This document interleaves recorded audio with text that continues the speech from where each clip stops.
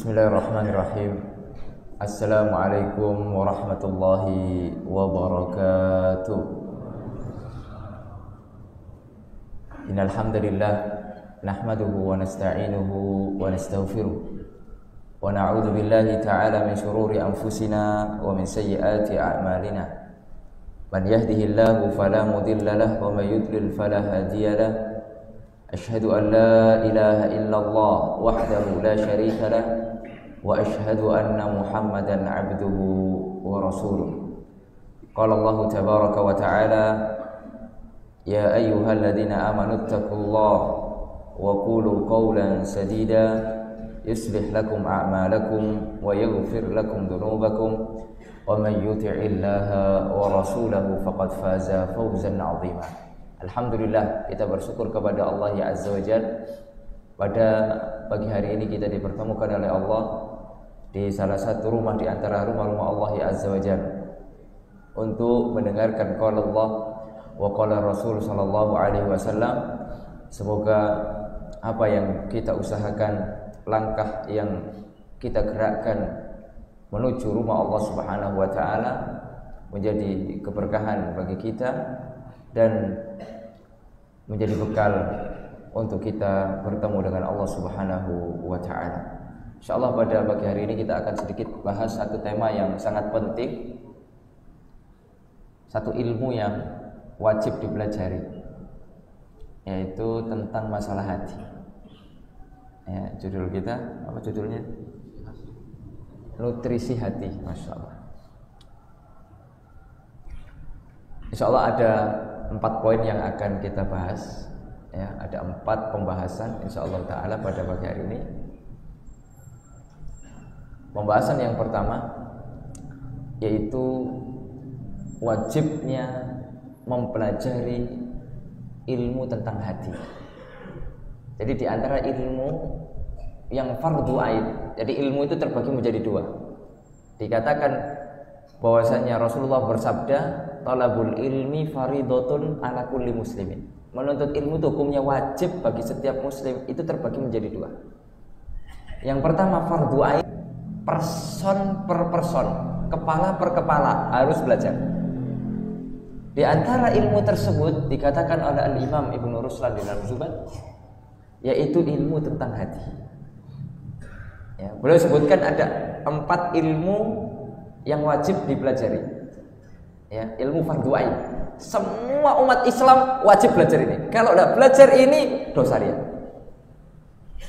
Ya, yang pertama adalah dia mengatakan fa fardhuhu ilmu sifatil fardhi ma ilmi ma yahtajuhul muaddi min fardhi dinillahi fid dawami kat tuhri was salati was siyami wal bai'i lil muhtaji lit tabayu'i wa zahiril ahkami fis sana'i wa ilmu da'in lil qulubi mufsidi kal ujbi wal kibri wa da'il hasadi wa ma siwa hadza minal ahkami fardu kifayatin 'alal anami.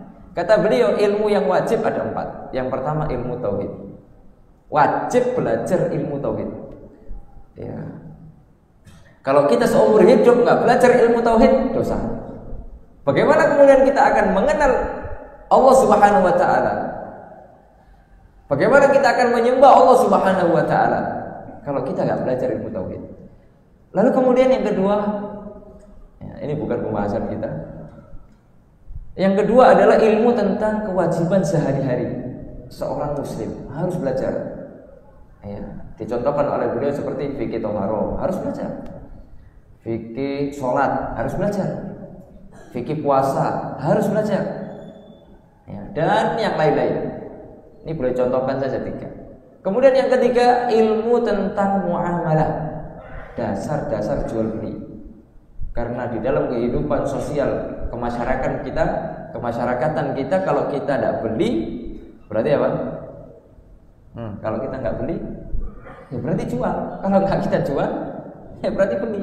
Tidak mungkin lepas dari kedua itu, nggak mungkin dalam kehidupan kita sehari-hari. Dan kita akan terjatuh ke dalam perbuatan-perbuatan yang haram.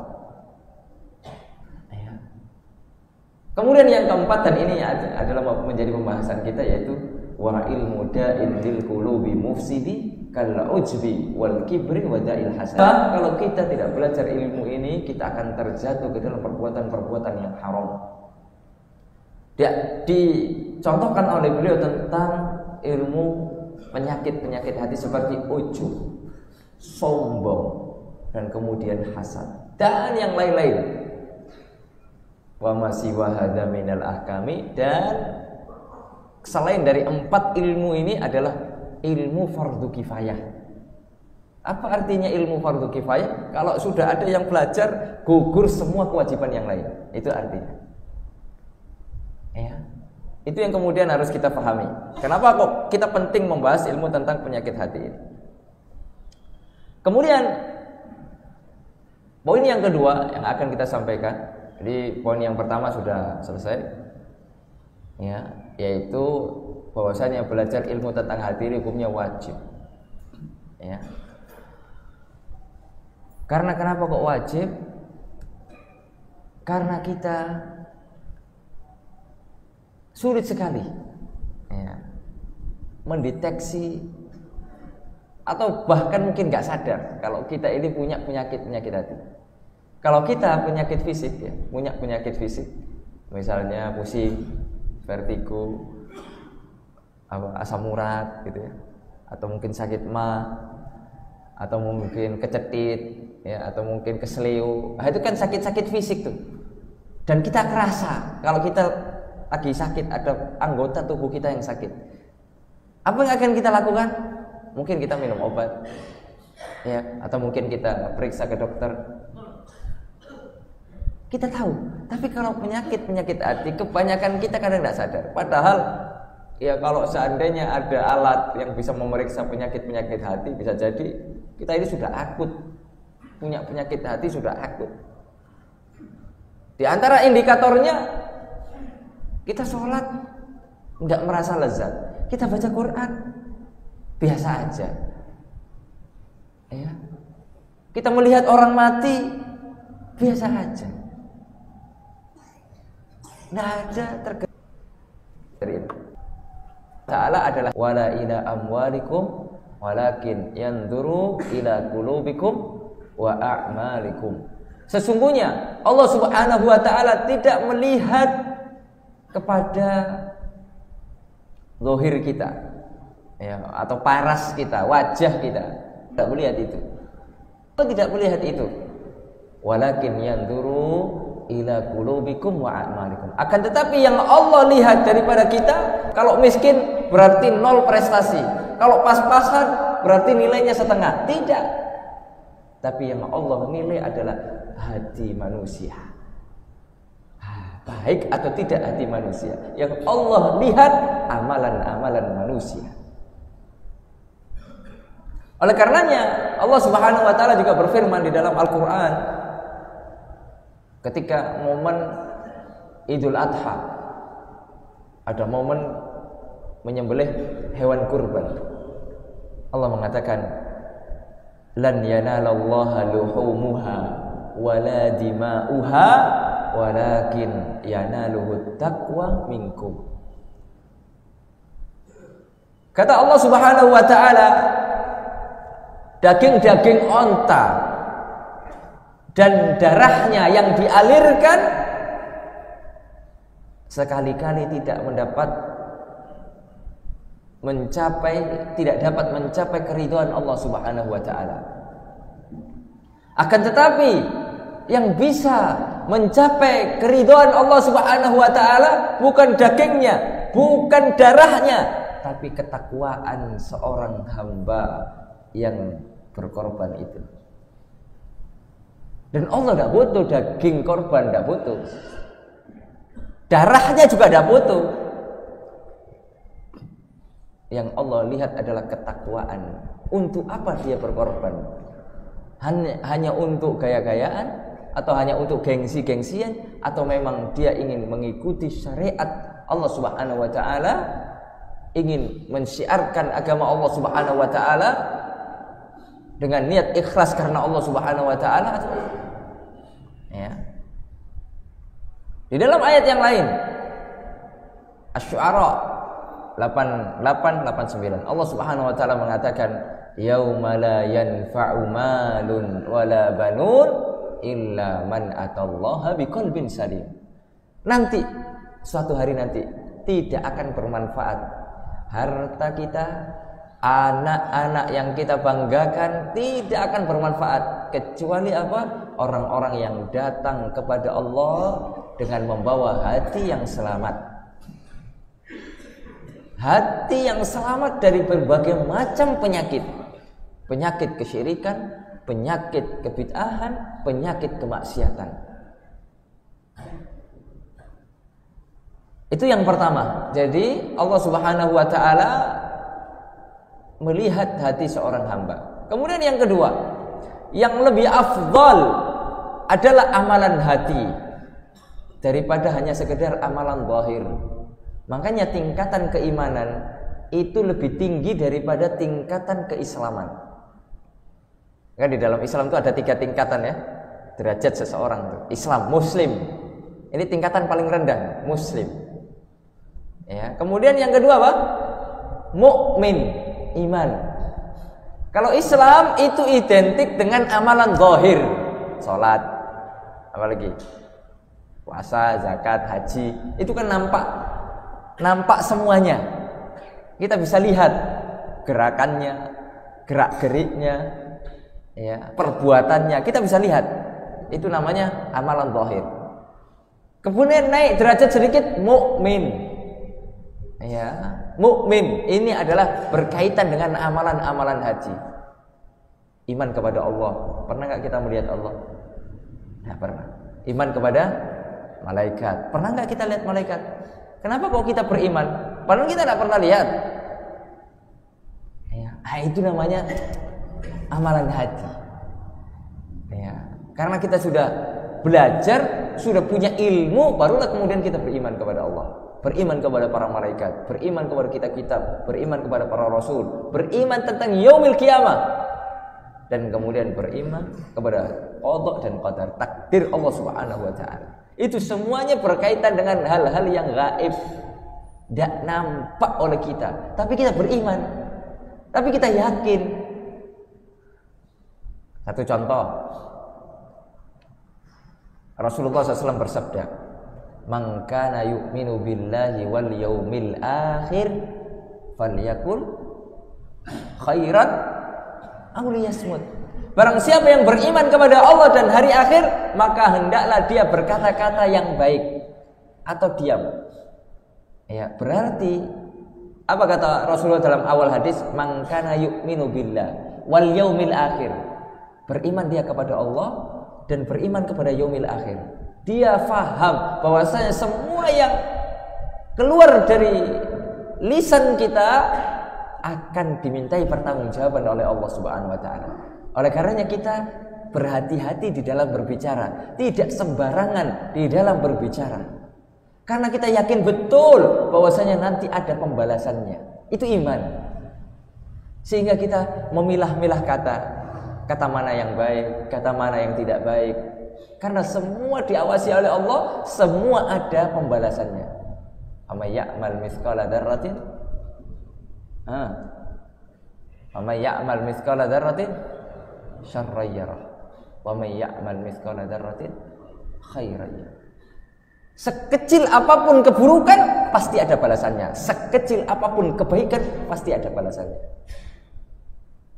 Iman yang bisa kemudian kita meyakini itu adalah keimanan kita kepada yaumil akhir, hari akhir.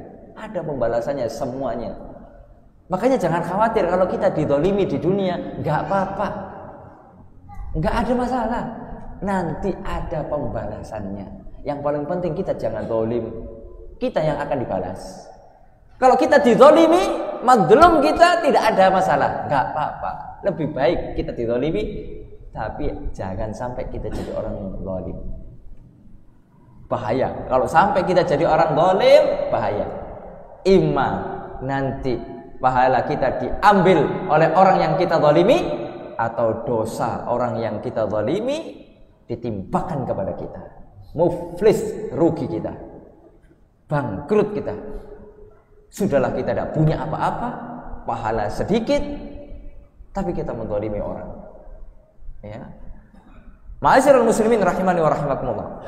Ya, yang lebih afdal adalah amalan hati, yaitu amalan batin daripada amalan zahir. Nabi Muhammad sallallahu alaihi wasallam bersabda di dalam sebuah hadis, "Ala inna fil jasadi mudghah." Ketahuilah bahwasanya di dalam tubuh kita ini ada gumpalan darah. Idza saluhat jasadu kullu. Jika gumpalan ini baik, maka seluruh tubuh kita akan baik. Wa idza fasadal jasadu kullu. Jika gumpalan itu rusak, maka seluruh tubuh kita akan rusak.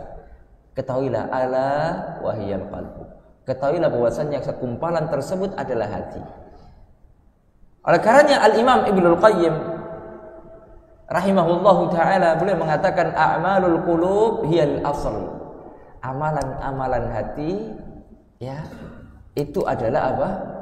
Asas, adalah pondasi, adalah yang utama kata Al-Imam Ibnul Qayyim. Ya. Wa a'malul jawari tabaun. Sedangkan amalan-amalan anggota tubuh kita ini adalah mengikuti saja. Mengikuti apa kata hati. Hati menginginkan sholat, kita sholat. Hati memerintahkan kita untuk puasa kita. Memerintahkan untuk bangun malam, mengingat Allah, bangun kita. Hati. Ya. Itu kata Al-Imam Ibnu Qayyim, bahwasanya amalan hati itu yang utama, adapun amalan anggota badan hanya pengikutnya. Mengikuti saja. Ya. Wa mukammilatun, dan pelengkap.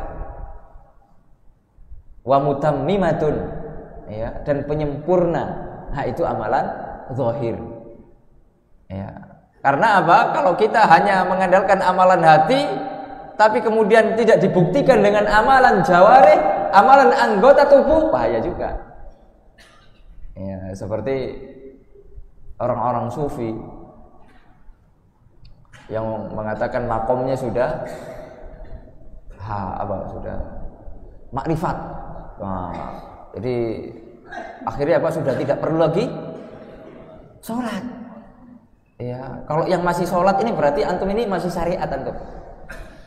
Ya, kalau anak sudah tidak ada sholat, sudah tinggi tingkatannya, kajinya sudah tinggi, ya, tingkatan kaji saya sudah tinggi.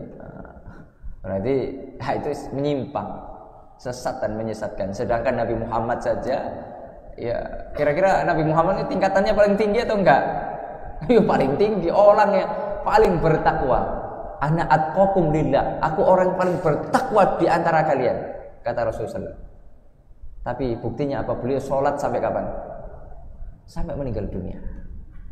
Wa'bud rabbaka hatta ya'tiyakal yakin. Ya. Sembahlah Allah, beribadahlah kepada Allah, baik itu amalan zahir, amalan batin, sampai kapan? Datang al-yakin. Apa artinya al-yakin? Para ulama tafsir sepakat, al-yakin al-maut, yaitu kematian. Ya. Itu alasan yang kedua. Kenapa kok kita bahas tentang masalah hati? Kemudian alasan yang ketiga, bahwasannya amalan hati ini diantara sebab besar masuk surga. Sebab besar seorang bisa masuk surga. Nabi Muhammad SAW saat itu ditanya, ya Rasulullah, aksari ma yudkhilun nasa al-jannah. Apa yang membuat manusia itu banyak masuk surga? Ya, apa yang membuat manusia itu masuk surga? Apa yang kebanyakannya gitu? Ya, sebab banyaknya manusia itu bisa masuk surga itu apa kira-kira? Maka beliau menjawab, faqal taqwallah wa husnul khuluq. Takwa kepada Allah, kira-kira takwa itu amalan zahir atau batin? Hati. Taqwallah, takut kepada Allah, bertakwa kepada Allah, wa husnul khuluq, dan memiliki perangai yang baik, memiliki akhlak yang mulia, kata beliau. Ya. Kemudian beliau ditanya juga, wasu'ila an aktsari ma yudkhilun nasa an-nara. Beliau ditanya tentang kebalikannya. Kalau tadi tentang kebanyakan orang bisa masuk surga, sekarang ditanya tentang kebanyakan orang bisa masuk neraka. Apa penyebabnya? Al-fammu wal farju. Lisan dan kemaluan. Lisan yang enggak dijaga, yang los ngomong sembarangan, dan kemaluan yang tidak dijaga. Ya. Ma'asyiral muslimin rahimani wa rahimakumullah. Di dalam sebuah riwayat, ya, Rasulullah SAW pernah menyebutkan salah seorang sahabat, ya, sebagai calon penduduk surga sampai 3 kali disebutkan. Ya, orang yang masuk masjid dari pintu ini dialah penduduk surga. Orang yang masuk masjid dari pintu ini dialah penduduk surga. Orang yang masuk masjid dari pintu ini dialah penduduk surga. Ya. Kata beliau, yatla'u 'alaikumul an rajulun min ahlil jannah. Akan datang nanti di tengah-tengah kerumunan kita ini, di tengah majelis kita ini, salah seorang sahabat dan dia adalah penduduk surga. Ya. Maka Abdullah bin Amr bin As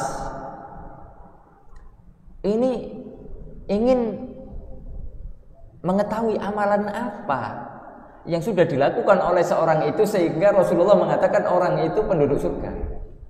Akhirnya dia membuat ya suatu alasan gitu ya. Saya lagi ada masalah lah sama keluargaku. Boleh nggak saya nginep di rumahmu? Ya, Abdullah bin Amr bin As. Akhirnya nginep lah, diizinkan. Ya sudah, kamu nginep aja di rumahku.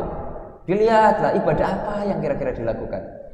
Ya, yo sholat yo biasa aja. Ya, yo kayaknya yo nggak puasa-puasa amat, ya kan? Baca Quran yo mungkin ya nggak terlalu banyak banget gitu ya. Akhirnya apalah kira-kira yang kalau kayak gini kayaknya masih soleh saya lah. Kalau ya, menurut Abdullah bin Amr bin As, ya seakan-akan beliau itu ya Abdullah bin Amr bin As, ya. Tapi ini rahasianya. Ishan wala tapi aku ada satu saya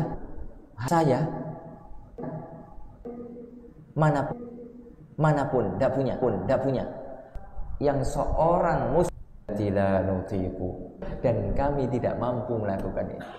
Ini sahabat yang mengatakan amalan hati berat, Pak. Amalan hati ini berat, ya, sangat berat sekali. Nabi Muhammad SAW bersabda, beliau memberikan satu kisah dalam sebuah hadis. Annam ra'atan baghiyan ra'at kalban fi yaumin harin yutifu bi bi'rin qad adla'a lisanahu minal atash fanaza'at lahu bimukiha faghufira laha. Ada seorang wanita, ya bahasa kita mungkin pelacur, ya, melihat seekor anjing di hari yang sangat panas, kering kerontang. Anjing itu mengelilingi sumur, ya, karena panas dia haus anjingnya, ya, sambil menjulurkan lidahnya karena dia haus, sangat haus, ya. Lalu wanita itu melepas sepatunya lalu menimba air, ya, dengan sepatu tersebut, ya, minimal ya berapapun air yang didapat yang penting berusaha. Maka ia pun diampuni dosanya oleh Allah Subhanahu wa taala karena dia bertobat kepada Allah setelahnya. Dan di antara sebabnya juga di antara amalan hatinya, keikhlasannya, ya, keikhlasannya. Jadi ini bukan amalan dohirnya, bukan. Oh ya udah Ustaz, kalau saya kayak gitu ya saya coba ngasih, kalau tadi cuma ngasih minum anjing, saya ngasih makannya kan. Bukan itu, ya, tapi yang dilihat oleh Allah amalan hatinya, keikhlasannya di dalam memberikan minum seekor anjing yang ketika itu betul-betul lagi butuh, ya. Taib, itu pembahasan yang kedua sudah selesai, ya. Apa alasan? Ada berapa tadi? Ada alasan 3 ya. Kenapa kok kita penting membahas masalah hati? Karena yang Allah lihat adalah hati. Kemudian hati adalah amalan hati afdal daripada amalan anggota badan jawari. Kemudian yang ketiga, sebab di antara sebab terbesar masuk surga adalah masalah hati. Takwa Allah, takwaan kepada Allah. Ya. Baik, kemudian yang ketiga, pembahasan yang ketiga adalah penyakit hati secara garis besar itu terbagi menjadi 2. Penyakit hati secara garis besar terbagi menjadi 2. Yang pertama syahwat, yang kedua adalah syubhat. Ya. Dan ketahuilah Rasulullah sallallahu alaihi wasallam bersabda di dalam sebuah hadis yang sahih, innal abda, sesungguhnya seorang hamba, idza akhta'a khati'atan, jika dia melakukan sebuah dosa, nukitat fi qalbihi nuktatun sauda, akan meninggalkan satu bekas hitam. Jadi kita kalau melakukan dosa, hati kita itu akan ada noda hitam, satu titik. Fa idza huwa naza'a wastaghfara, kalau dia bertobat dan kemudian beristighfar, sadar dia, wa taba sukila qalbuh, ya, maka noda itu akan dihapus. Ya, berbuat dosa, kita tobat, maka noda hitam itu akan dihapus. Wa in ada zida fiha hatta ta'luwa qalbah. Akan tapi jika ia kembali lagi berbuat dosa, manusia kan begitu, tobat dosa lagi, berusaha tobat lagi, nggak bisa menahannya gitu. Dosa lagi, tobat lagi, dosa lagi, ya. Maka hingga semua, ya. Dan itulah yang kemudian dikatakan oleh Allah Subhanahu wa taala di dalam Al-Qur'an, kalla bal, sebenarnya apa yang selalu mereka lakukan, dosa bisa menghitamkan hati kita dan membuat hati kita ini tertutup. Ya. Sebagaimana kita sebutkan tadi bahwasanya penyakit hati terbagi menjadi 2, syahwat dan syubhat.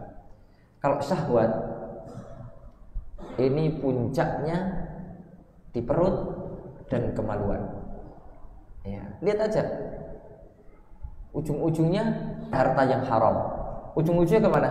Perut. Ya, dengan berbagai macam wasilah-wasilahnya, dengan mencuri, berjudi, itu semua pangkalnya untuk perut. Ya. Terkadang orang kan mengatakan demikian, cari yang haram saja susah, apalagi yang halal. Di zaman sekarang itu udah enggak usah mikirin halal haram, karena susah sudah. Kita nyari ekonomi ini susah. Nah, ini syahwat. Ya, syahwat. Kemudian yang berkaitan dengan harta, nah itu juga syahwat.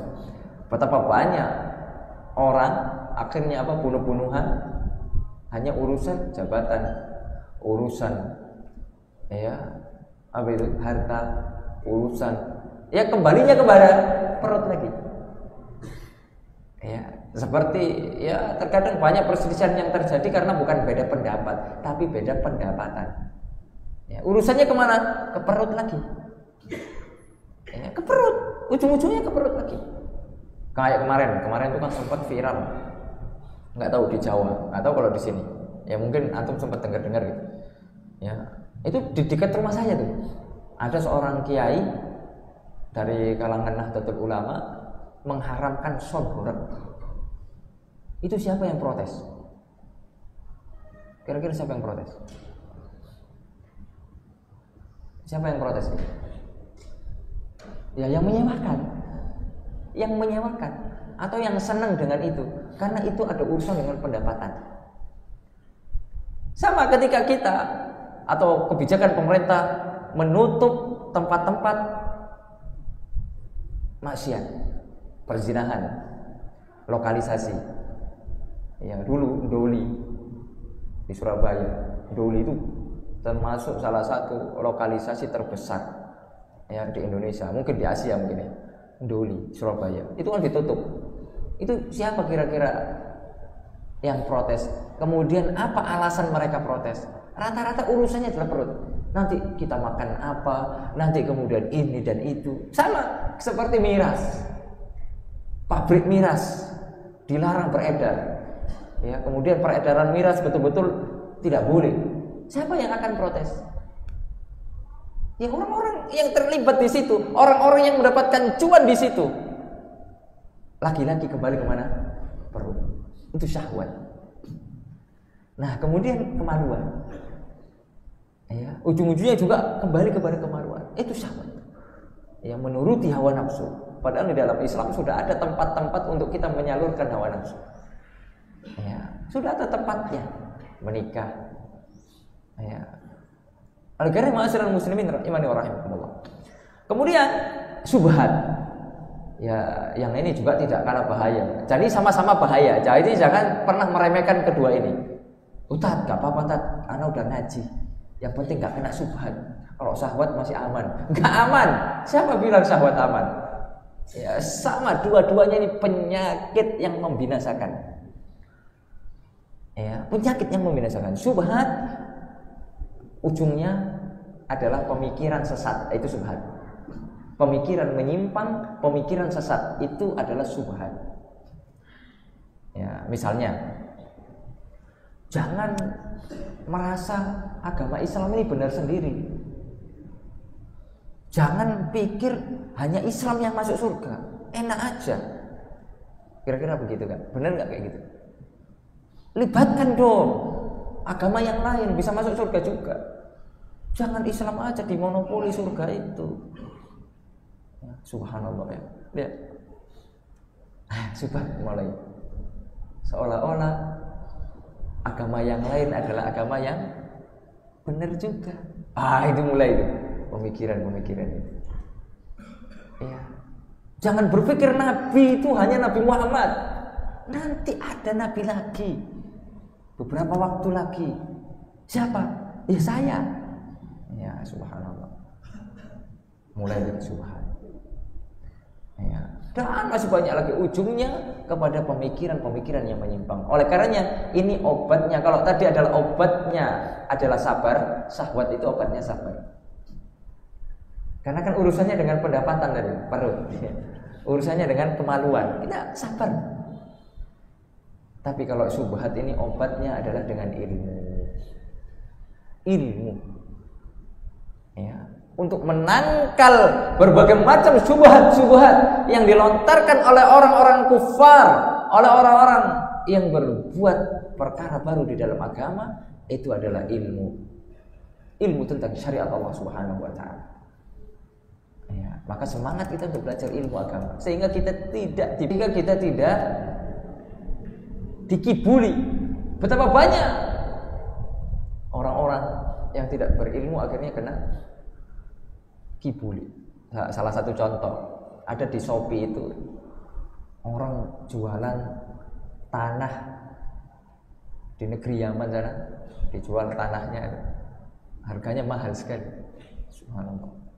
Untuk apa kira? Bisnis yang menjanjikan. Jualan tanah, bukan tanah yang per meter, bukan. Ini tanah pasirnya masukkan ke botol, dijual. Ya. Sama, saya pernah lihat sendiri dengan mata kepala saya. Rata-rata orang-orang IPB itu, India, Pakistan, Bangladesh, itu ngambil tanah di Baki. Ya, ngambil tanah, makanya di Baki itu kalau kita pernah ziarah ke sana, itu dijaga askar banyak. Karena kelakuan mereka itu aneh-aneh, Pak. Tanah Baki itu diambil, bayangkan. Tanah Baki. Kemudian dikultuskan. Yang menjadi masalah nanti dijual, Pak. Dibungkusi, kan kalau kita mengambil segini kan lumayan tuh. Dibungkusi kecil-kecil kan. Dijual aja 100.000. Orang mau tuh. Ya. Obat mujarab. Tanah suci. Wah, kan? Baki kan. Kuburan-kuburan orang-orang yang mulia. Ribuan sahabat dikubur di situ. Sahabat dijamin masuk surga, Pak. Ya. Ini tanah surga ini, ya kan? Bagi ghurqat. Wah, kan kayak gitu. Kita kalau nggak berilmu, ya iya aja. Ya, oh iya ya, bagus tuh kayaknya tuh. Ya, subhanallah. Makanya penangkalnya adalah, makanya Syekh Abdul Razak beliau pernah mengatakan, al ilmu aslun likulli khair. Ilmu sumber semua kebaikan. Wal jahlu aslun likulli syarr. Dan kebodohan sumber segala macam petaka, segala macam keburukan. Itu kaidah.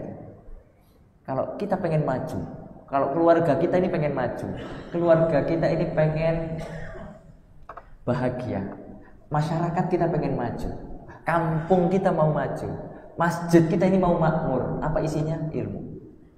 Semarakkan ilmu. Tapi kalau kita ini tidak mau maju, keterbelakangan di dalam kehidupan kita, maunya mundur ke belakang, silakan bodoh-bodohi umat. Jangan ajari umat ilmu, jadikan umat orang yang bodoh. Kan sekarang kayak gitu. Jangan berpikir sekarang orang-orang kafir itu mau umat Islam di Indonesia pintar.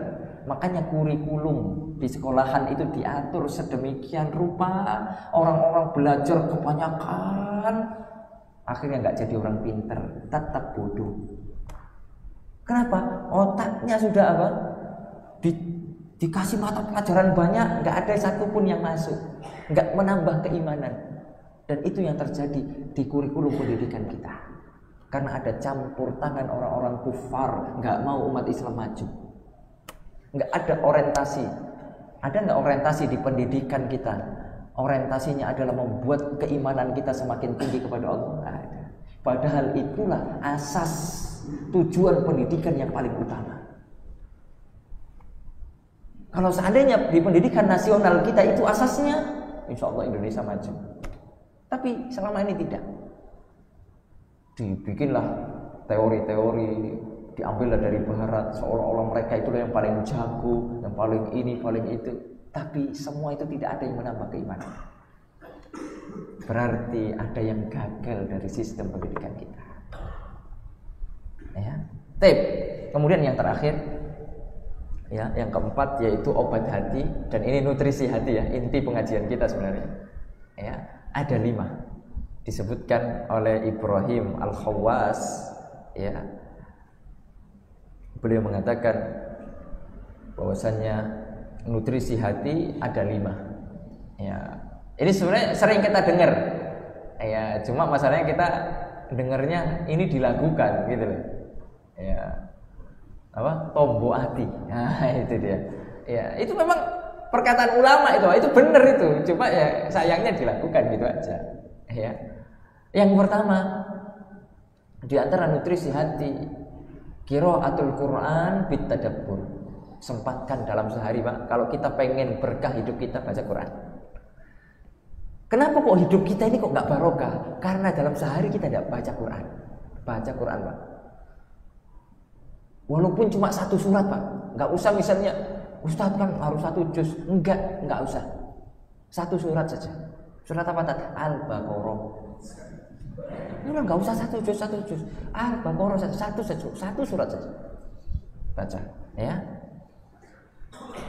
Bit tadabbur. Makanya kalau kita belum bisa bahasa Arab, kita baca Quran terjemahan. Sekarang kita punya HP, Pak. Punya HP, semuanya punya HP. Dan kita tidak akan lepas dari HP. Kapan kita lepas dari HP? Pasti itu, ya atau tidak? Ya, maka manfaatkan HP ini dengan baik. Jangan sampai nanti kita ditanya oleh Allah, tidak ada kebaikan sama sekali di HP kita. Minimal Al-Quran terjemahan kita instan. Ya, plus tafsirnya kalau bisa. Dari sehari itu minimal kita baca tuh. Ya, itu akan membuat hari-hari kita semakin berkah, Pak. Kalau belum kita merasakan keberkahan dalam kehidupan kita, mungkin ada Quran yang kita tinggalkan. Kan kebanyakan kita begini, ya membaca Al-Quran itu ketika Ramadan saja. Ya, ketika Ramadan sudah mau pergi, dimasukkan lagi Al-Qurannya di laci. Kemudian mengatakan, ya Quran ilal liqa, sampai ketemu tahun depan. Subhanallah. Ma'assalamah, dadah gitu ya. Luar biasa. Banyak kan kita begitu. Akhirnya Al-Qur'annya sampai berdebu, ya. Oleh karenanya, ini obat hati yang pertama, Pak, baca Quran. Ya, luar biasa Pak. Saya nggak berbicara pahala karena sudah jelas pahalanya pasti banyak. Cuma efeknya di dalam kehidupan kita ini dahsyat sekali. Efeknya dalam kehidupan kita ini dahsyat sekali. Ya, coba saja kalau tidak percaya. Ya, satu surat saja rutinkan tiap hari. Ya, misalnya Al-Baqarah ya, Al-Baqarah, Ali Imran, ya gede-gede itu panjang-panjang. Ya. Kalau dimulai dari Al-Ikhlas dulu nggak apa-apa. Ya, biar terbiasa gitu. Al-Ikhlas. Kan itu favorit ya, Al-Ikhlas, An-Nas itu. Dan Al-Alaq ya, Al-Falaq gitu ya. Baik, itu yang pertama. Kemudian yang kedua, di antara obat atau nutrisi hati yang kedua adalah khola'ul batan, yaitu apa? Mengosongkan perut. Apa artinya? Puasa. Karena sering kenyang itu Pak juga membinasakan Pak.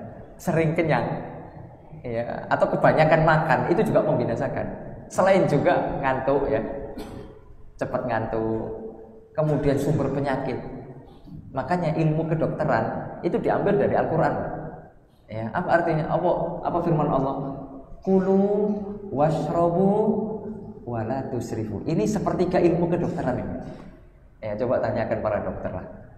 Kulu washrobu wala tusrifu. Makanlah, minumlah, jangan berlebih-lebihan. Karena di antara sumber penyakit itu dari apa? Dari makanan. Ya Allah alam ya. Coba tanya dokter. Ya. Karena saya sudah tanya Pak, betul katanya. Makanya saya sampaikan. Iya, sumber penyakit di antaranya adalah makanan. Ya. Makanya jangan berlebih-lebihan.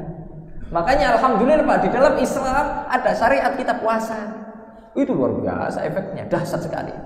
Selain kita kemudian merasakan penderitaan orang-orang yang fakir, orang-orang yang sering kelaparan, sehingga melembutkan hati kita. Ya, itu juga memperbaiki, menormalisasikan tubuh kita. Ya, puasa, sering-sering puasa. Ya, alhamdulillah di dalam 1 bulan ya minimal kita 3 hari lah puasa, minimal tuh. Ya, Ayyamul Bid atau mungkin Senin Kamis tak ada masalah. Ya, itu yang kedua.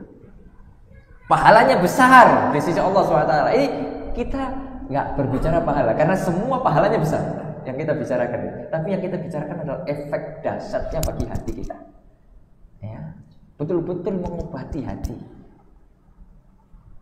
Orang kalau lapar Pak, ya itu syahwatnya turun tuh. Tapi orang kalau kenyang, nah itu syahwatnya menggebu-gebu tuh, ya kan? Lapar. Makanya orang yang belum nikah disarankan apa? Puasa. Ya. Karena dia meringankan syahwat atau melemahkan syahwat. Ya. Ketika perut kita ini kosong. Bukan berarti kita nggak makan sama sekali Pak. Ya tetap makan. Ya. Jadi jangan berpikir, waduh kalau kayak gini nggak usah makan lah. Ya jangan. Dalam Islam tuh makan, kulu, washrobu, makan minum silakan. Wala tusrifu, intinya jangan berlebihan. Kemudian yang ketiga, di antara obat hati yang ketiga adalah qiyamul lail. Kalau kita pengen jadi orang yang mulia, kita jaga qiyamul lail. Kita bangun tengah malam di antara orang-orang yang masih tidur. Bangun tengah malam. Kita minta, angkat tangan kita kepada Allah. Pasti Allah ijabah. Kita punya hajat apapun, kalau kita minta tengah malam, Pak, pasti Allah ijabah, pasti. Ya. Asalkan kita yakin dan sabar. Yakin dan sabar. Karena yang mengatakan akan mengabulkan semua hajat hambanya adalah Allah sendiri. Gak mungkin Allah menyelisih janjinya. Gak mungkin. Apa kata Allah? Ya. Apa kata Allah? Yanzilu Rabbuna tabaraka wa ta'ala fi kulli lailatin ila sama'id dunya, kata Rasulullah dalam hadis qudsi. Allah turun sepertiga malam yang terakhir ke langit dunia. Ya, bagaimana turunnya kita tidak tahu. Ini akidah Ahlussunnah. Turunnya turun. Ya, bagaimana kita tidak tahu. Sesuai dengan keagungan dan kebesaran Allah Subhanahu wa taala. Kita tidak usah mikirin itu bukan ranah kita. Apa yang kemudian Allah katakan, man yas'aluni fa'utiyah. Barang siapa yang minta kepadaku ketika sepertiga malam terakhir, pasti aku akan kasih. Subhanallah. Pasti. Oleh karenanya Rasulullah bersabda dalam sebuah hadis diriwayatkan oleh Imam At-Tabrani, syaraful mu'min, kemuliaan orang yang beriman. Qiyamuhu bil laili wastighna'uhu 'anil nas. Ketika dia sholat malam dan dia tidak menggantungkan dirinya pada manusia. Makanya kalau kita pengen jadi orang yang mulia, jaga sholat malam. Sholat malam itu ada 4 tingkatan. Ya, entah yang mana saja yang mudah bagi kita. Ya, mungkin kita yang belum terbiasa bangun sepertiga malam yang terakhir karena itu yang paling afdol. Maka sholat malam langsung setelah sholat isya misalnya. Itu tingkatan paling rendah. Ya, witir. Ya, misalnya kita pas habis ba'diyah langsung berdiri 1 rakaat. Itu sudah dihitung sholat malam. Dihitung qiyamul lail itu. Tapi tingkatan yang paling rendah. Nah, ya, itu ya setelah sholat malam, setelah sholat isya, ba'diyah langsung berdiri nambah 1 rakaat, atau nambah 3 rakaat, atau nambah 5 rakaat, terserah sampai 11 rakaat, atau sampai tidak ada batasnya, terserah. Karena memang para ulama berselisih tentang batasan tentang qiyamul lail. Lalu kemudian tingkatan yang berikutnya sebelum tidur. Ya, kita wudu, takut nanti tidak bangun, dan ini sebagian sahabat sholat malamnya seperti ini, seperti sahabat yang mulia Abu Bakar As-Siddiq radhiyallahu ta'ala. Ya, ini tingkatan yang kedua. Ya, yaitu sebelum tidur. Ya, dia sholat 2 rakaat, ditutup witir 1 rakaat 3, atau cuma 1 rakaat saja. Ya, witir 1 rakaat saja. Itu sudah dihitung qiyamul lail. Ya. Minimal kalau kita nggak bisa bangun di 2 ini, kalau ini semuanya setelah bangun tidur. Ya, kalau ini pertengahan malam, kalau ini sepertiga malam yang terakhir, udah menjelang mendekati subuh.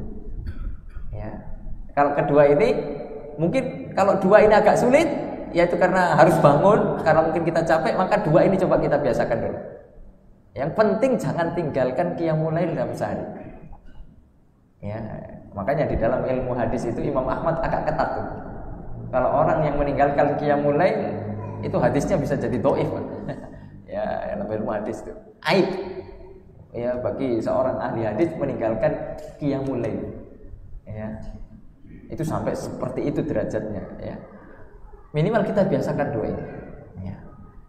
Lalu kemudian yang keempat sebelum terakhir, yaitu at-tadarru' inda sahri, yaitu memperbanyak mengingat Allah di waktu sahur. Setelah qiyamul lail kita berzikir, bermunajat kepada Allah. Itu juga melembutkan hati kita, Pak. Makanya apa kata Rasulullah SAW, di antara 7 golongan yang akan mendapatkan naungan Allah, apa? Idza dzakarallahu khaliyan fafadat aina rajulun, ya, yaitu seseorang yang berzikir kepada Allah, ya, dalam keadaan sendirian. Makanya kita harus ada waktu sendirian, Pak. Ada waktu sendirian, bukan main HP, bukan, tapi mengingat Allah. Ya, kemudian meneteskan air mata. Kapan terakhir kita nangis, Pak? Coba tanyakan diri kita masing-masing. Kapan terakhir kita nangis? Sulitkah kita untuk meneteskan air mata, Pak? Mengingat dosa-dosa kita? Sulitkah kita meneteskan air mata? Kita takut akhirat? Sulitkah kita meneteskan air mata bahwasanya kita ini hamba penuh dosa? Nangis, Pak. Fafadat aina, meneteskan. Bukan dibuat-buat, bukan. Tapi betul-betul ingat akhirat, Pak. Karena sebentar lagi kita ini akan mati. Usia kita ini cuma 60 tahun, 70 tahun.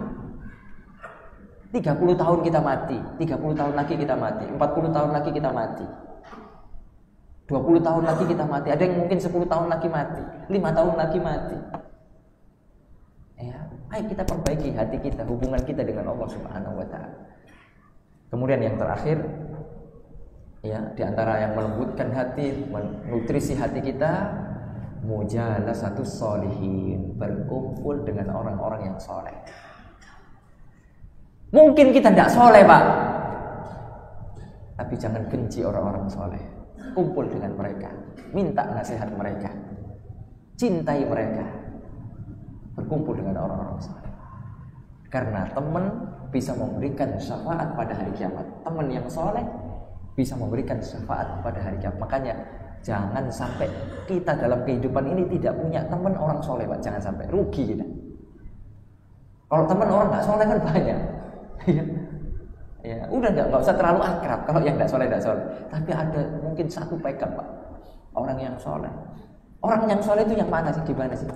Orang yang selalu mengingatkan kita Pak. Teman yang soleh adalah teman yang selalu mengingatkan kita, bukan mengamini semua tindakan kita, bukan menyetujui, mensupport semua kegiatan kita, bukan yang taat, yang maksiat, enggak. Teman yang saleh, ketika kita terjatuh ke dalam dosa, kita diangkat tangannya. Ketika kita lagi futur, lagi down, diangkat tangan kita, yuk ngaji. Di SMS kita, yuk ngaji. Dibonceng kita, dijemput kita, yuk ngaji.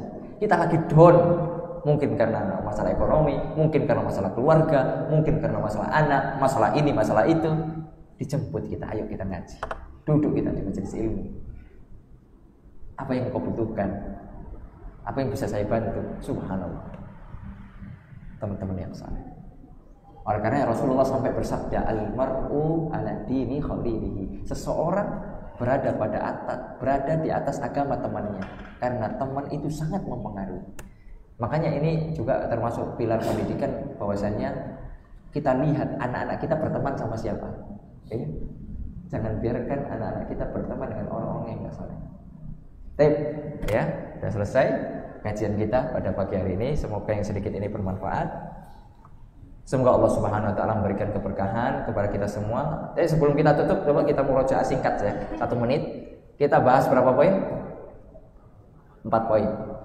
Ya, pembahasan yang pertama apa tadi? Wajibnya belajar. Yang ketiga, sebab terbesar masuk surga, takwa kepada Allah. Kemudian yang ketiga pembahasannya apa? Penyakit-penyakit hati. Induknya ada berapa? Ada 2. Dari 2 inilah nanti bercabang. Ya, dari 2 itu nanti bercabang. Kemudian yang terakhir apa tadi? Nutrisi hati. Obat hati. Ya, ada berapa tadi dikatakan oleh para ulama? Ibrahim Al-Khawas ada 5. Yang pertama, membaca Quran. Ya. Berapa? Membaca Quran berapa? 1 surah. Puasa. Ya, harus sering-sering puasa. Kemudian yang ketiga, qiyamul lail. Ya, sempatkan qiyamul lail. Ada berapa tingkatan tadi qiyamul lail? 4 ya. 2 sebelum tidur, 2 bangun ya. Makanya 2 ini tingkatnya agak tinggi karena agak sulit ya. Tapi kalau kita belum bisa yang 2 ini, minimal jangan tinggalkan yang 2 sebelum tidur ya. Kemudian apalagi tadi? Mengingat Allah ya, berzikir sama Allah ketika waktu-waktu sahur ya, terutama ya. Ya, itu luar biasa Pak. Ya. Wabil ashari ya yastaghfirun. Ya, orang-orang yang beriman itu di waktu-waktu sahur istighfar dia. Ya, istighfar kepada Allah. Kemudian yang terakhir apa? Berkumpul dengan orang-orang yang soleh.